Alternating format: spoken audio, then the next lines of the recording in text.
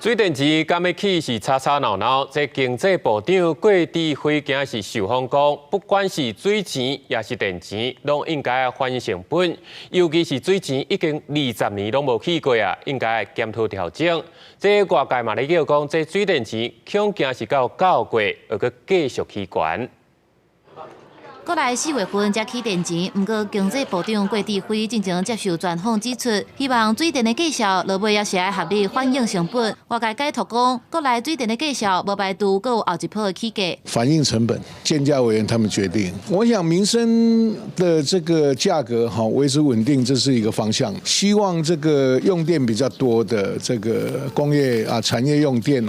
这根据它的有没有竞争力我们来做考量。毕竟20几年没有 调价嘛，就像各位的薪水，如果20几年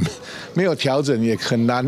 反映你的这个费用呢。经济部长郭志辉表示，国内水价已经20年无调整，目前台水公司已经准备相关方案，若准大家会当接受，就会做调整。也那伫核电的部分，郭志辉也回应讲，经济部无立场，不过希望所有会当用的电拢会当上机，只要法令许可，核开了会当解决，得到民众的支持，就依法来进行。虽讲国内水电的价销搁咧讨论，不过最近国内油价连续起5届，累计起伏已经1.1块，九字无缘也突破30块，创10个月新高，互真侪开车的民众拢有感受到。 本周看起来税后价是略高于上一周，但是我们已经汽油吸收1.3元，柴油吸收2.6元，所以以中油的角度来看，我们的成本还是远高于我们的售价。中油指出，虽讲这礼拜国际油价跌，不过因为亚洲附近的国家汽油、柴油税前上架价销比前一礼拜悬，为着让国内油价比附近的国家低，中油也启动平稳双机制，汽油、柴油分别去收1.3块甲2.6块，希望会当减轻民众的负担。